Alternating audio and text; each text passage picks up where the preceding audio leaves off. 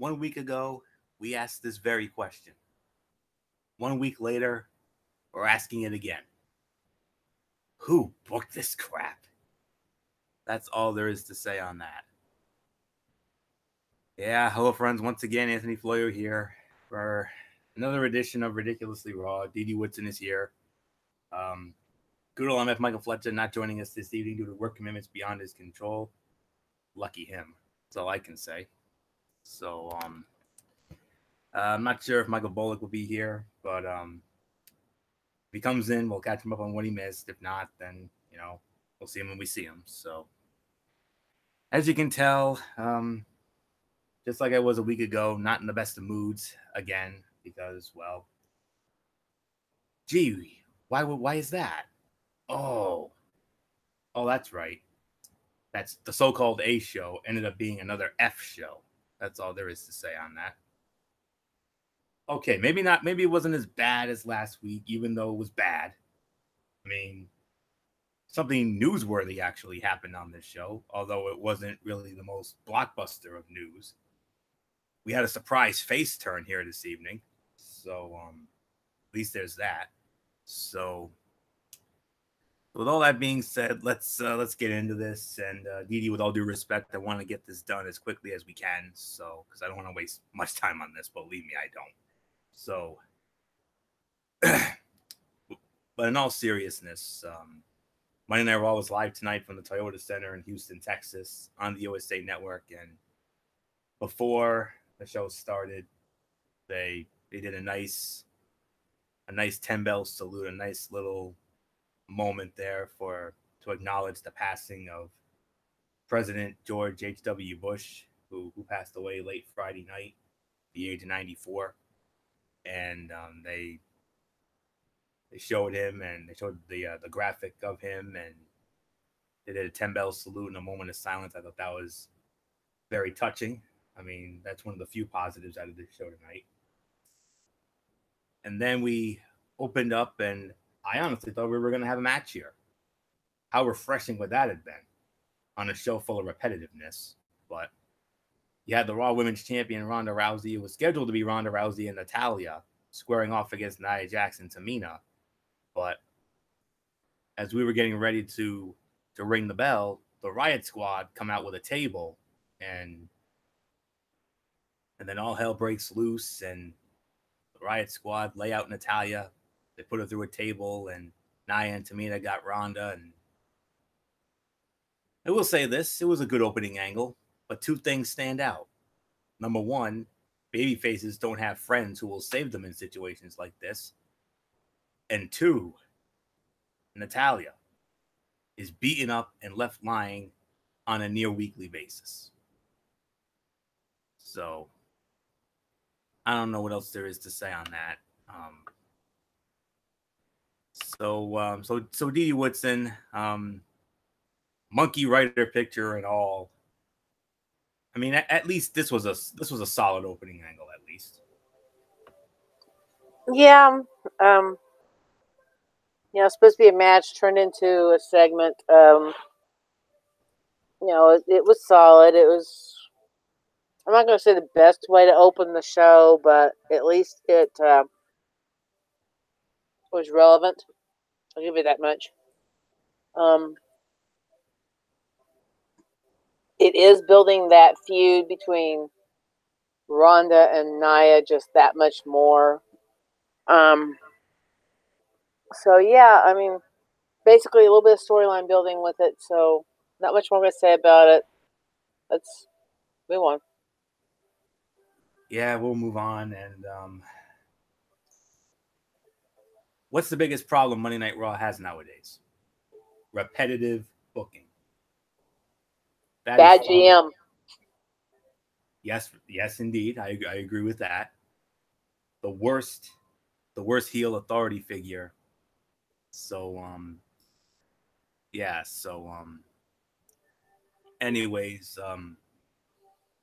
you remember last week the new head of the Raw Women's Division, Alexa Bliss, put together this open forum with Bayley and Sasha Banks, and they would then get attacked by Mickie James, Alicia Fox, and Dana Brooke. Well, it's repetitive. So of course we're gonna do it again because that's all they know how to do. Repetitive, predictable booking. And oh Lord help me. But here's the thing though. I mean, I remember Didi on last week's show saying that, they only asked like one question or something like that, but we had a few more questions this time around. I think we had like 4 maybe. Something like that, yeah. But nonetheless, it was another, pointless and unnecessary segment, But I mean, yeah, it was a painful segment, and I'm not even gonna have Didi dignify it. It was a painful segment. I mean, here's the thing. One thing actually did stand out during this. One of the fans asked what changes they would bring to the women's division in 2019. And Bayley said that she wants her and Sasha Banks to be the first WWE Women's Tag Team Champions. Well, at least there was a standout moment, but it was still Who's been harping on it? What's that? I said, who's been harping on it? You. Yep. No, but I mean, you're the one who's been pushing for it for the longest time. I mean, probably ever since the announcement was made back in the summer for the Evolution pay-per-view. Actually, I've been harping on it ever since TNA had their version of it. Yes, the Knockouts Tag Team Championships. Yes,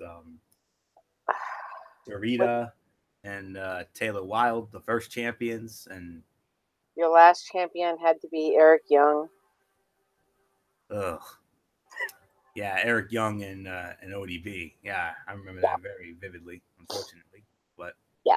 But anyway, this was a painful segment. I mean, the fans did cheer the tag title tease, and I suspect that's basically why this segment occurred. But it was long, and the crowd seemed restless throughout most of it.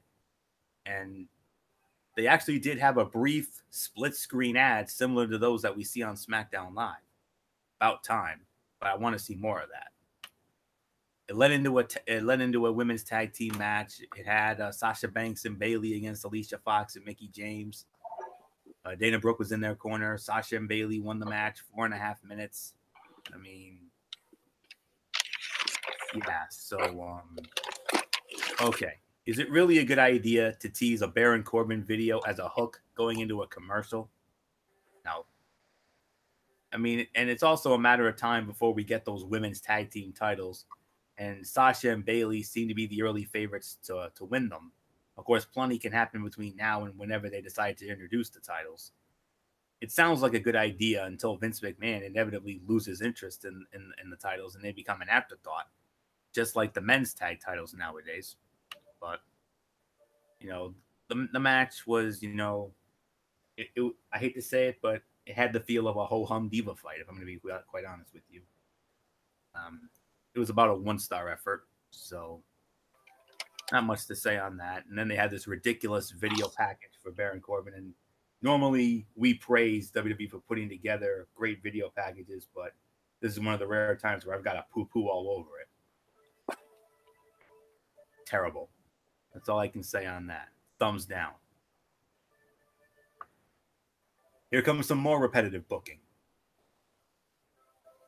Lucha House Party and the Revival. Stop me if you've heard that before.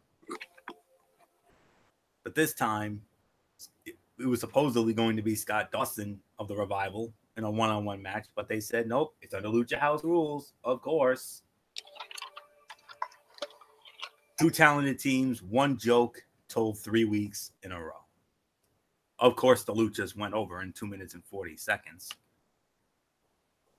And then, from bad to worse, we have Baron Corbin come out, and what they decided to have is a Drew McIntyre appreciation night. Oh my goodness! If it didn't hit the fan before, it hits the fan here. Oh, good grief! Sweet Jesus, help me! But this is where it actually does get interesting. I said there was a face turn during this, a surprise face turn. Dolph Ziggler. Yes, Dolph Ziggler. They've turned him. He's been turned face here. So, the first time in a while, something newsworthy happens on this show. But then Baron Corbin books the match, Drew McIntyre against Dolph Ziggler. I don't have a time of the fall, but nonetheless, Dolph Ziggler actually wins the match, and Drew McIntyre gets pinned on the show for the first time since he returned to Monday Night Raw. I can honestly say this was far and away the fight of the night. I'm going to give this a solid 3 stars. I mean, good booking in that they made everyone wait to see McIntyre take Ziggler's head off with a Claymore kick.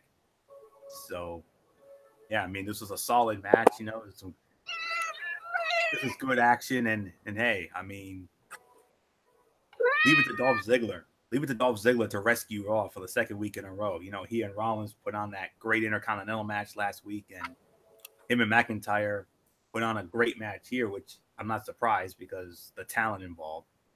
So for me, this was definitely far and away the fight of the night by a country mile. Definitely a solid 3. No question about that. So, Didi Whitson, would you agree with that? Oh, yeah, I'd agree with that. How many paws you want to give it? You going to give it 3? Yeah. Yeah, I think she's going to give it 3 paws. Okay. Fair enough. Yeah, it was relevant. I mean, it was a good match. They actually accomplished something. And, you know, I'm not opposed to Balor coming out on this because I'm starting to wonder, you know, we've got Corbin's little group that he's building. So is this the start of a little group that Balor's building? Maybe the WWE version of either Bullet Club or Balor Club or something? Well, Ziggler being maybe the first member? I wouldn't be opposed to it. I would love to see that. That'd be pretty cool. But never know. But nonetheless, now we get back to the meh stuff here. Elias in the ring doing his little shtick like he always does. And then he gets interrupted by Lio Rush and Bobby Lashley. And, you know, they did their whole routine. And then all of a sudden, Finn Balor at it again. He tosses Lio Rush onto the stage, and Elias hits Rush, and takes Rush out with the guitar. Another one of the few bright spots of the night. Thank you, Elias. So, all we can say on that. Little idiot that Didi Whitson says. Yep. Yeah, little idiot got what he deserved. So, couldn't happen to a nicer guy. So, okay, you figured it couldn't get any worse than that. Well, of course, this is Monday Night Raw. This is not that. It's not that Tuesday show where they actually know what they're doing on that show. And from what I heard, from what I'm hearing of what they're going to do tomorrow, they already know what they're doing. And they're going to steal the damn show again. Corbin puts a match together, Bobby Roode versus Drake Maverick. And if Bobby Roode defeats Drake Maverick, then Bobby Roode and Chad Gable would earn a Raw Tag Team Championship rematch against the AOP. But Baron Corbin, being the stupid idiot, muttonhead, power-hungry authority figure a la WCW 2000. I mean, I didn't think it could get any worse than Vince Russo. This guy makes Vince Russo look like a freaking genius. That's all I can say on this. What Baron Corbin doing what he does best, changing the damn rules, making up the damn rules as he goes along. Stop me if you've heard that before, too. He turns the match into a 3-on-2 handicap match with both members of the AOP, and then he brings out Chad Gable as well, and AOP and Maverick get the win in 3 minutes and 35 seconds. Yeah, this is definitely Lucha House Party rules shenanigans here. I mean, Jesus. I mean, and to answer Corey Graves' question, now you know who created the Lucha House Party rules. Yeah, gotta be Corbin. And had to have allowed it. Of course. But then we get into another rare relevant moment on this show. Dean Ambrose comes out with a SWAT team. Yeah, they're still Gestapo security guards to me. And he comes out wearing a gas mask. And because, you know, we saw that ridiculous thing that they did with him last week, you know, getting, you know, the vaccinations and all that. But then he eventually would take off the gas mask, and then he would cut a great scathing heel promo here. I mean, this was absolutely well done. And then Seth Rollins comes out, and then all hell breaks loose. They fight all around. They fight all over the arena, and then they have a great brawl here. Well, I'll say this. This was another one of the few bright spots of this show tonight. This was, to me, the segment of the night. I mean, his entrance was unique, and it grabbed my attention. Dean Ambrose is working hard to be a heel with no redeeming qualities. But it didn't stop a few fans from actually chanting one more time after he did the dirty deeds on Seth Rollins the second time. But nonetheless, this is one of the few things they're doing right on Monday Night Raw. They're getting our excitement level for this match up. And this is one of the few matches on the Raw side of things going into TLC that I'm actually looking forward to. We know the great matches they had before, but I got a great feeling about this one. I'm just still baffled as to why this match is not under tables, ladders, and chairs rules. I'm still baffled by that. If any match on this card deserves to be under tables, ladders, and chairs rules, it's this match right here. That's all I can say on that. But nonetheless, segment of the night, everything about it was perfect. Dean Ambrose, that might have been the best promo he's cut since the heel turn last month, and then another great brawl with Rollins and Ambrose.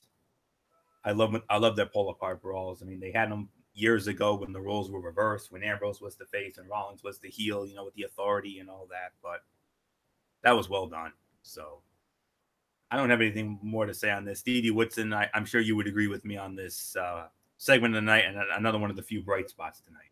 Oh, yeah, definitely. I mean, as you can see, I mean, that giant gas mask on his face. All the security guards came out with a gas mask. You had the sirens that they were playing over his music as he was coming out. I mean, it was just very well done. And I mean, when you saw the security come out that way, you're like wondering what the heck is getting ready to happen. You know, is this a weird version of the Undertaker coming out? Because, you know, he's got his little guys that come out before him sometimes. But yeah, I mean, all of a sudden you have Dean come out with these guys, and then him come out with this gas mask, and you know, he had all these vaccination things last week. So yeah, they did this very well. This was a great way to not only promote the match, but also to promote the storyline and progress it very well compared to some of the other crap they've pulled tonight. I mean, we've had at least a couple of good storyline progression type stuff on this show. So yeah, it definitely is looking better than last week, but still far from there. So Florio, it's yours. Yeah. And then from there, another Baron Corbin original here. Rhino one-on-one with Heath Slater, and the loser is fired. Heath Slater wins the match in 1 minute and 5 seconds. And I'll say it, if Rhino was moved to SmackDown Live, his character just failed forward. And then from there, you think it couldn't get any worse than that. Of course, it's Monday Night Raw. It always gets worse. Are you kidding me? Backstage moment. And Baron Corbin says, "Hey, Heath Slater, you think I was actually going to keep you on as a wrestler? Oh, no. You're not a wrestler anymore, dude. From now on, you're going to be a lousy referee." A referee. Oh, my sweet Jesus. Does he even know how to count to 3? Well, I'm not. I don't know. I mean, Because how many times have we heard Heath Slater change his story on the family? oh yeah, hey, I got kids, man. Yes, he does. He really does. Yeah. But there's like one week he said he had 3, another week I think he said he had 5. I mean, he doesn't seem to know everything going on. Maybe he's had one too many hits. But we'll have to wait. Let's wait and see how this plays out. I mean, there are fans who like Slater, and I could see them getting behind him if he makes life miserable for the heels.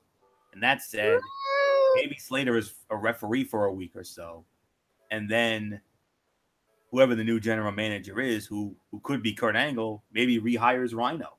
You never know, but we'll have to wait and see on that. Then we had Finn Balor squaring off against Jinder Mahal. I know it's Mahal, but I like to call him Mahal because Kurt Angle called him Mahal a year ago, and that stuck with me. And that's who he is to me. So, anywho, Finn Balor defeats Jinder Mahal in 7.5 minutes with a coup de grace, or as our friend Luigi PS3 likes to say, the coup de grace. So, but Balor had help. Apollo Crews roughed up the Singh brothers, or as Luigi PS3 also likes to call them, the Jabroni Squad. I agree with that 100%. But Crews is back for the first time since beating Mahal a few weeks ago, and Balor's stock continues to be up due to the shortage of baby faces. But the problem he's running into is that there aren't many heels who matter on Raw these days.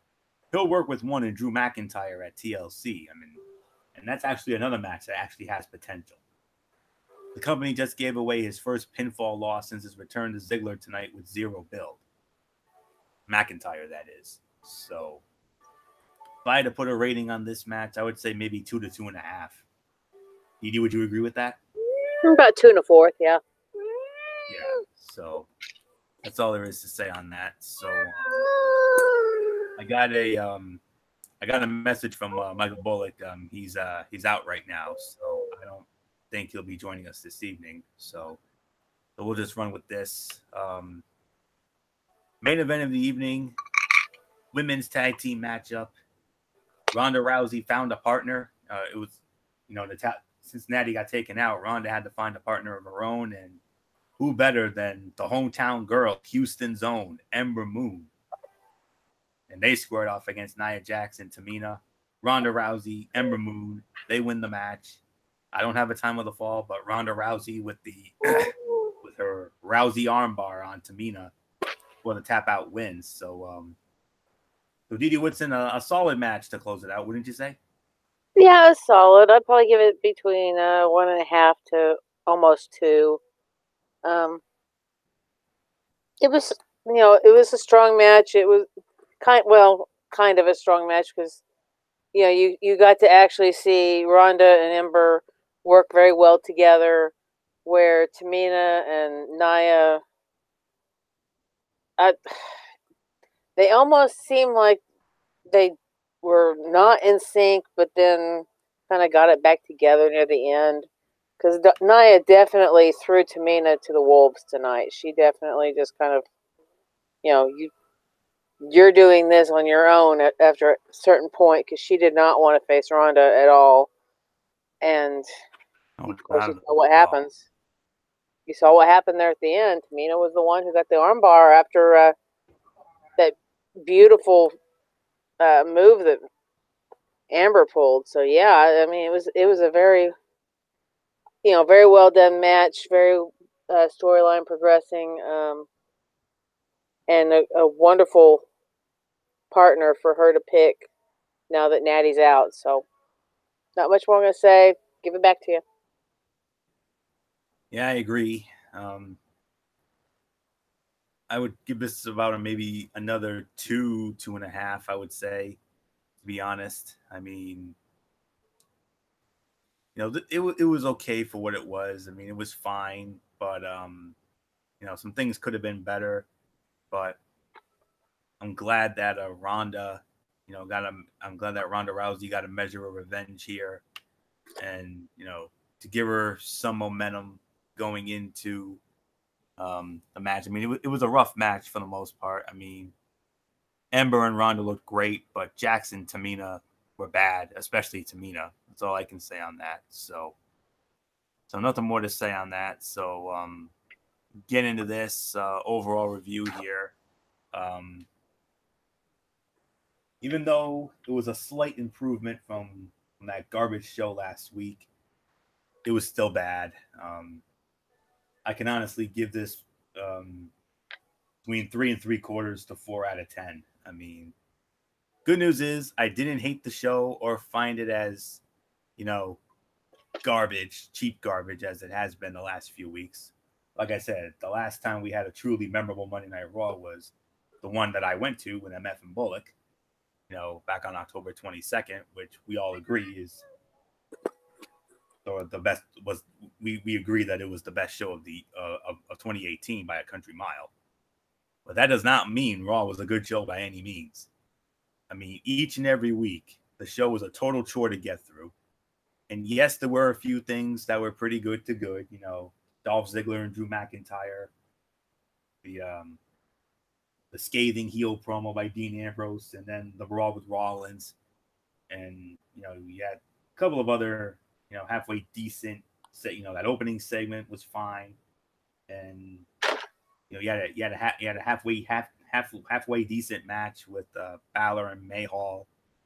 But it's the few and far in between, the really bad stuff, which dominates the show. And, I don't know what else there is to say on this. And it's unfortunate that I don't know where they're going next week. But next week is the go-home show for TLC. So I assume we're probably going to get, hopefully next week will be the final week that we have to endure this cheap garbage nonsense. BS. Because there is hope for us, folks. We all want Corbin out of there. Nobody wants it more than I do. I mean, there is hope. I'm going to give you hope right here and now. I read a dirt sheet some time ago saying that Braun Strowman, they could have Braun Strowman actually show up at TLC and actually squash Baron Corbin. And then Corbin gets to heave ho as GM. And then hopefully the next night, the 17th, in 2 weeks, I hope and pray to the Lord above that that's when Monday Night Raw will, whoever that new general manager is, whether it's a he or a she, I don't care.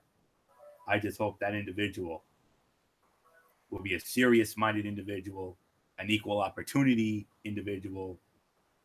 Last thing we need is another god-awful heel authority figure running things. I have had it up to here with these authority shenanigans. And you heard what Dean Ambrose said during his promo tonight. He said something about having integrity. Well, I'll tell you what. I have more integrity in my pinky finger than most people do in their whole bodies. That includes Baron Corbin and anybody in his jabroni squad. And that's all I can say on that. So I live my life by Kurt Angle's 3 eyes: integrity, intensity, and intelligence. Integrity, I take all 3 eyes seriously, but the one I take the most seriously is integrity. So it just goes to show, once again, that Corbin, Stephanie, and all of these heel authority figures that are running the show into the damn ground just proves one thing. They don't know what's best for business. We do.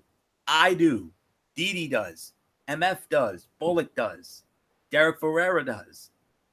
The 5 of us could sit in a round table room, in a round table conference room, and we could put together 3 hours of good to great Monday night programming each and every week. Because the 5 of us have 5 of the best wrestling minds in the world today. And the 5 of us could put together a damn good show that would pull 8 to 9 out of 10 every week, not 3 to 4, or God forbid, lower. Because unlike these stupid idiot mutton heads, There's nothing more to say on that except we know what's best for business. They don't. They think that repetitive matches and repetitive segments are best for business. That's all there is to say about that. So, yeah, keep it up, guys. Keep it up, because if you do, Edie and myself, along with MF Bullock and Derek Ferreira, we're going to go up to Stamford, Connecticut, and we're going to stomp a bunch of mud holes in your asses and walk them dry. Done. Didi, go. Oh, I had a nice little show earlier today. At least 3 of our cats pretty much try to attack each other. So there was my good night. That would have been more entertaining. Yeah. And I could actually say Miss Callie here that it's been in my lap for the whole show. She was the one who instigated it with the 2 boys. Wow. Yeah, that was a hell of a lot more entertaining. I would have rated the 3 cats, more of a 5 to 6 stars than I would anything that Raw's done lately. I mean, yeah, I agree with Floria. The last good show was the one there in Providence. It has just been downhill ever since. I mean, you may have a very good match that may pop up every so often, or a segment that just blows you away, but the show itself, it's just really it's flatlining. You need to have the doctors come in and resuscitate the show. I mean, it's getting that bad. I mean, I've even had a pop up on my phone that says "My WWE Raw Rant" by Derek Ferreira. Of course. After hearing the one last week, I don't know if I want to listen to this one, because Pipe Bomb definitely is going to go pipe bomb on us. It was bad. The only good I will say is we did have some newsworthy stuff. We did have some storyline progression, something Raw usually really lacks, but they actually did some pretty good this time. Everybody knows Alexa Bliss isn't my favorite person, but I will give her at least 1 thumb up for, kind of backing Ronda down a little bit there in the backstage area. I mean, that was a good thing to do as the person in charge, not letting her go hot-headed off in the back. So, she at least knows what to do in that role compared to her wrestling role. Not going to get me started on what they're calling Lashley, because everybody knows I do not agree with that crap. Amen. I don't either. Yeah, it's not even worth time to address. It's just a bunch of crap, basically. Amen. But yeah, the point I brought up earlier, you saw at least 3 people that either Balor helped or helped Balor. You had Cruz, you had Ziggler, and you had Elias. And he even did the Too Sweet to Elias. So that's what's making me think, are we having if it's not a faction, but some sort of agreement come between these guys that an alliance? Some sort of alliance that's coming around that's going to possibly counteract what we have going on with Corbin's group, because basically you have AOP and you have McIntyre and Lashley and his little idiot of a mouthpiece. Yep. Or as most of them call the kid, the little child laborer that he's got. I like that too. Yeah, because he does. He looks like a child. He does.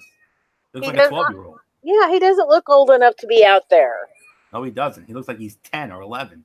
Right. So, I could agree with them calling him that. Lio Rush, I know he's an adult. I mean, he's, in his 20s now or something like that? Yeah. But he's just one of these people that was blessed to look young. And and it's coming back to bite him in the butt with, this heel turn, because everybody's just, taking that little statement and running with it. But yeah, and the stupidest idea I think I heard for the whole night was Rude versus Drake Maverick. Oh. You knew something had to happen. And then they attack Gable, so Corbin rewards them with making it so-called 3-on-2. It kind of was 3-on-1 until Gable got out there. And then it still was kind of 3-on-1 because Rude was out. So, I mean, it was pointless, unnecessary garbage. Amen. So, yeah, I can barely go up to a 4 level. I mean, it's more 3.5, I think, for me than 4, but I'll keep it about in that range only because you did have those few that were very storyline driven, very much building you for the TLC pay-per-view, but then you still had all that garbage in between. And I don't even know why we had to have an appreciation for McIntyre. That was unnecessary also. Amen. Once again. So yeah, I guess I will see you guys tomorrow night. Sorry it was poo-poo, but something Kevin read earlier is it looks like Vince is trying to go commando on the writing himself, so that may explain some of the crap we're getting. I read that same sheet too. I heard that Vinnie Mac was that dumpster fire show last week, and I wouldn't be surprised if it was more of the same this week too. I'm thinking it probably was, because this was just, it wasn't that, I mean, yeah, a little bit better, but not that much better. I mean, if you hit the halfway point with Raw, you got a good show right now, because right now everything has just been something you'd want to flush down the toilet. It's just been that bad. Look what's going to happen. Look what's going to happen tomorrow night on SmackDown Live. You got 2 segments, not matches, 2 segments that are going to be far better than this show tonight. Oh, yeah. You're going to have a contract signing. Becky Lynch, Charlotte Flair, Asuka. The 3 of them in a contract signing, those don't end well. No, they're always explosive. I mean, look at the last one with AJ Styles and Samoa Joe. That barely even happened. I mean, that one was really explosive. I mean, can you imagine 3 ladies, especially the caliber and Catfight combustible. Very much Catfight City. The Man, the Queen, and the Empress in a contract signing. Yep. This ain't gonna end well. No. But it's gonna be hella fun to watch. That's all there is to say on that. And then on top of that, you're gonna have the quote unquote new Daniel Bryan. And a quick little word I want to say about that. It's like what Vince McMahon said when he was doing commentary at the '94 Survivor Series. With that heel turn, I felt betrayed. That's all I can say. Oh, yeah. We all felt betrayed. All of us in the Yes Movement felt betrayed. Right. And then him talking about himself in the third person. One too many hits to the brain. Did the surgery back there cut off some circulation that goes up there? Goofy as a pet coon, as JR would say. Yeah. But yeah, definitely. I bring him up because tomorrow night, listen to this. He's going to be on Miz TV with the Miz. What's that going to be like? Right. We're going to have at least. Good. We're going to have at least 2 very much of what you would call in JR's terms slobber knocker segments. 3 women in a contract signing and 2 old nemesises, 2 old rivals, both heels. Yeah. These 2 I would be surprised to see these 2 on the same page. And we might actually have that tomorrow night. We may actually see Daniel Bryan and The Miz somewhat on the same page, unless everybody still wants to make fun of The Miz for the fact that, Shawn Michaels and Becky Lynch seem like they're getting a little bit higher billing because Becky Lynch is the man. She's the champion right now, and Miz is just there. And Becky's the hottest thing going on that show right now. So Miz is just there and kissing Shane McMahon's butt. Well, we'll see what happens tomorrow night at the university. It'll be on the campus of the University of Texas in Austin. So we'll see what happens. So yeah. Yep. So that'll be tomorrow night. That'll be tomorrow night. Yeah, tomorrow night, 10 p.m. I know you got the message from. Yep. So we'll just take it from there. So all right. So night. All right, Dee Dee, you have a good night, and we'll see you tomorrow night for the Cerebral Smack Talk immediately following SmackDown Live. And I know that's going to be a far better show than this tonight. Let's not kid ourselves. It was last week. Don't be surprised if it is again this week. So, but anywho, quick Tony's take here, 205 Live.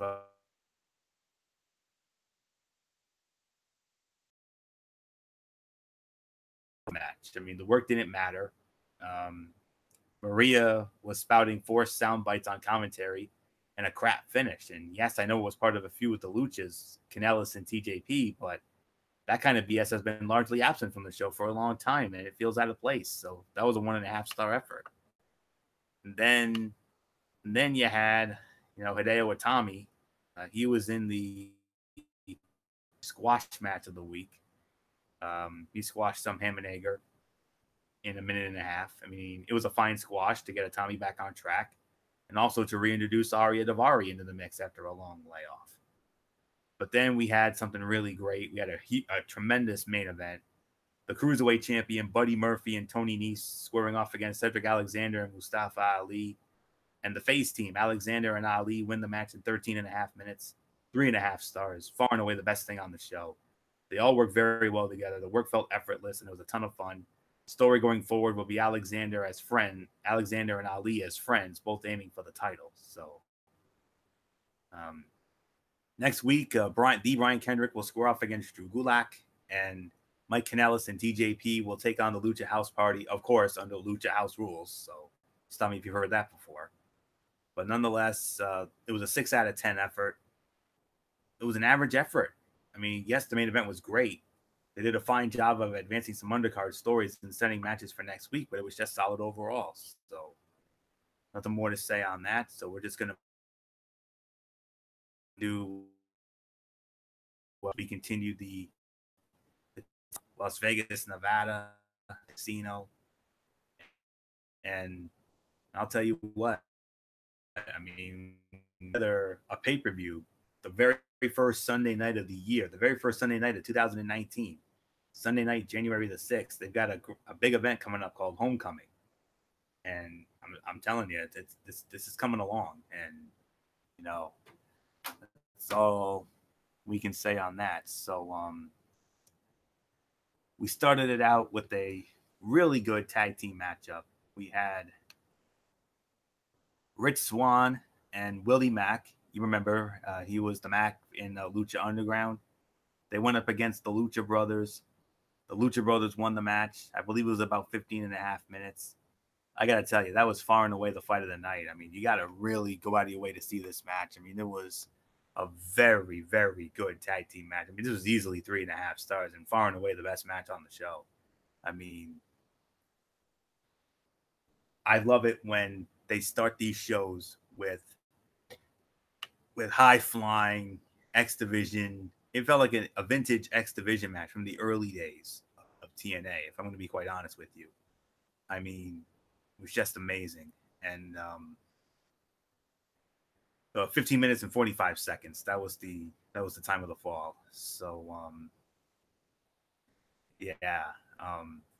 very, very, very good match. I mean, you got to go out of your way to see it. I mean, so yeah, you get like go on to the YouTube channel, or if you DVR'd it, definitely go out of your way to see it. I mean, it was a very good and fun opening match. Worked in mostly a lucha sprint style, and I love a show that starts with such good energy or high energy. Like the old tag team back in the day with Owen Hart and Koko Beware. So 3.5 stars very easily there. And then from there, um, we had a return match from a number of weeks ago. Jordynne Grace against Katarina. Jordynne Grace wins in 6 minutes and 12 seconds. 1.5 star effort. It was not very good. Went way too long. Katarina got way too much offense in. The middle of the bout was extremely clunky. Jordynne Grace needs to be squashing these opponents with little effort to really get her power persona over better, not working competitive matches, even though Katarina is a worthy competitor. So, and I'll admit, one of my favorites from back in the day. So nothing more to say on that. So that was about 1.5 for that effort. So okay, moving on. I do apologize. We got it's running very, very slow. So okay, let me see. I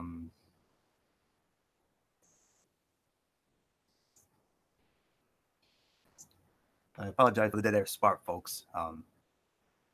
It's frozen, so I gotta wait a few minutes. So let me see.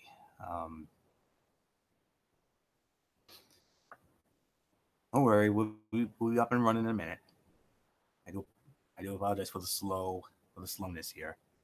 So yeah. Man.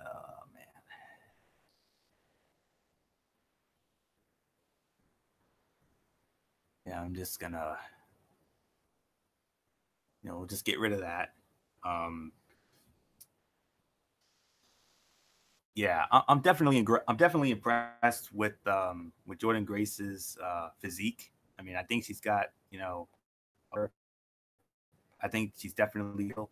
I'm going to be quite honest. I mean, I wouldn't be surprised if within the next year or so she gets a run as the Knockouts champ. I mean, she really is that good. So I got a good feeling about that one going forward. All right. Yeah, I apologize for the technical difficulties here this evening. Thanks for sticking with me, by the way. Yeah, so okay. So let's get into this. Back into this. Hopefully we're all ready to go here.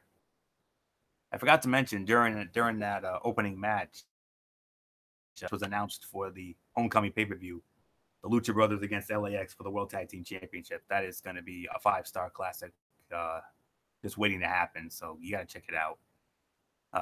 Let's see. Yeah, we talked about Jordynne Grace. We talked about that. So Taya Valkyrie squaring off against Ray Lynn. Taya Valkyrie wins in about 3 minutes. It was a fine extended squash that allowed Taya to introduce a new weapon. It was all about the post-match and the build to Tessa and Taya at homecoming, which was well done. Gail Kim showed up. I mean, wow, that was pretty cool. Desmond Xavier and Zachary Wentz, the Rascals, went up against Chris Bay and Mike Seidel. The Rascals win in 3 minutes and 25 seconds. 2-star match, solid and fun little debut tag for the Rascals. If they're booked properly, they can be a welcome addition to the tag and X Division ranks. Then we had Eli Drake against Tommy Dreamer in the main event. Eli Drake wins in 12 minutes and 5 seconds. 1.5 stars. I know they're building to a pay-per-view match for Drake, likely against Abyss, looking at the closing angle. But the match was not good. The weapons couldn't even save it. Tommy Dreamer is in no condition to be working long-form singles main events. But while I appreciate that he puts guys over, it was simply bad as it felt as if Drake was dragging him through the final moments. So 6 out of 10. It was an average show at best. The opener was very good and a ton of fun. It also set up LAX and the Lucha Brothers for the pay-per-view. On top of that, it led to drama with Konnan, who in his older age is seemingly smarter, and explained why he didn't want the match. They also did a good job continuing the Tessa and Taya feud. The Rascals debut was solid and fun. A lot of potential there. Everything else felt either like filler or bad. And on paper, I'll tell you, Homecoming, let me tell you, shaping up to be, a really good-looking pay-per-view. So Thursday night, 10 p.m. on Pop Television, the next Impact Wrestling show from Las Vegas.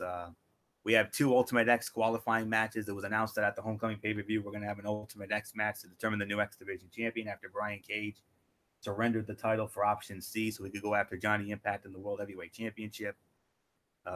First qualifying match, we got Jake Crist of OVE squaring off against Willie Mack. Allie will be in action against Heather Monroe. Another qualifying match for Ultimate X, Ethan Page against Matt Sydal. Jordan Grace will be in action again against a young lady named Ruby Reyes. Katarina will be in her corner. And then a huge mixed tag team main event, World Heavyweight Champion Johnny Impact and Taya Valkyrie. They square off against Moose and the Knockouts champion Tessa Blanchard. That should be most interesting. So that's Thursday night at 10 on Pop Television. So check it out. And that'll do it for this edition of Ridiculously Raw. I want to thank you all so very much for tuning in. Of course, tomorrow night at 10, we have the Cerebral Smack Talk with good old MF Michael Fletcher over on Brace Fan 95. We'll review SmackDown Live, and I believe MF said he had something in the Mikey's mindset, so we'll see what he has for that. And then Friday night, we have NFL Friday, 10:30. We're getting into Week 14 of the NFL. Some great games to get into. The Rams against the Bears, the Cowboys against the Eagles, Patriots against the Dolphins, Colts against the Texans, Ravens against the Chiefs, Vikings and the Seahawks. So many great matchups. We'll get into all that on Friday night. And then, of course, next week, Ridiculously Raw. So that's it. So until tomorrow night for the Cerebral Smack Talk with MF over on Brace Fan 95, it's your Ridiculously Over good brother, Anthony Floyer here, signing off. But I want to, acknowledge my colleagues in spirit, good old MF Michael Fletcher, the Phenom Michael Bullock, the Twisted Angel D.D. Woodson, and the Hardcore Pipe Bomb Derek Ferreira. You know the routine, everybody. Thumbs up. Talk to you later. Yeah, throw it up Fortune 4 style. Bye for now, my friends. God bless. Be good to each other. Have a blessed Tuesday. And until the Cerebral Smack Talk tomorrow night, you've been watching Ridiculously Raw right here on the Tone 25 and YouTube.com. And remember, no matter what anyone tells you, wrestling is indeed actually real. For everybody who's been a part of this one, for now, Anthony Floyo, so long. Bye, everybody. Bye.